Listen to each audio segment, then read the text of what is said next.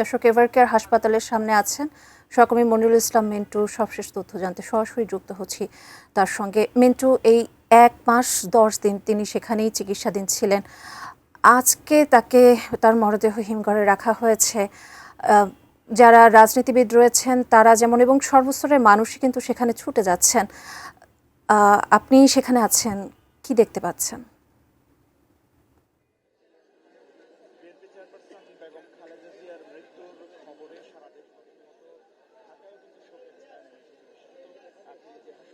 ঠিকই বলেছেন, ৮০ বছরের কর্মময় জীবন সেটি আসলে খুব কম সময় নয়, কিন্তু বিএনপি নেতাকর্মী থেকে শুরু করে সাধারণ মানুষ তাদের একটা আক্ষেপ, তাকে যদি আগে থেকে সুচিকিৎসার জন্য বিদেশে পাঠানো যদি যেত, সেক্ষেত্রে তাকে যদি কারাগারে বন্দী না রাখা হতো তাহলে হয়তো তিনি আরও কিছুদিন বেঁচে থাকতেন এবং দেশের যে একটি রাজনীতিতে একটি ক্রান্তিকাল চলছে সে সময় আসলে তার যে প্রয়োজনীয়তা এবং তিনি যে বলা যায় যে জাতীয় ঐক্যের একটি প্রতীক ছিলেন, সেই জায়গায় তার যে শূন্যস্থান সেটি পূরণীয় নয়।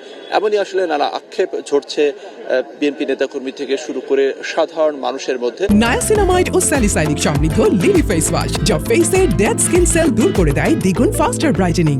এবং সকালে যখন এই খবরটি এসেছিল তখনই কিন্তু বিএনপি থেকে শুরু করে বিভিন্ন শ্রেণী পেশার মানুষ তারা এভারকেয়ারে ছুটে আসেন, তারা রোনাজারি করছেন, দুহাত তুলে দোয়া করছেন এবং সেই সঙ্গে তারা বলছেন যে সেই গৃহবধূ থেকে শুরু করে রাজপথ এবং এরপরে স্বৈরাচার বিরোধী আন্দোলন, সেই স্বৈরাচার বিরোধী আন্দোলন থেকে ফ্যাসিবাদ বিরোধী আন্দোলন এবং যে কোনো আন্দোলন সংগ্রামে এর ক্ষেত্রে তিনি যে তার যে দৃঢ়চেতা মনোভাব এবং আপসহীন যে মনোভাব সেটিকে তারা শক্তিতে পরিণত করে আগামীর যে বাংলাদেশ, সেই বাংলাদেশে তারা কাজ করতে চান এমনটি তারা বলছেন।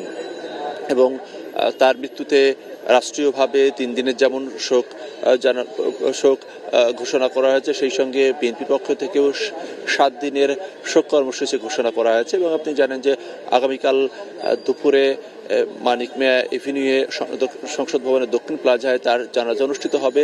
তার আগ পর্যন্ত তার মরদেহ এই এভারকেয়ার হাসপাতালের হিমঘরেই রাখা হবে।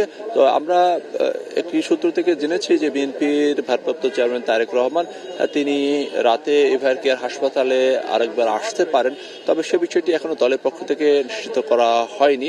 তো নেতাকর্মীরা এখনো এই এভারকেয়ারের সামনে শীতের মধ্যেই আছেন, আসলে একান্ত শ্রদ্ধা, ভালোবাসা এবং তার প্রতি কৃতজ্ঞতা এবং দোয়া প্রকাশ করার জন্যই।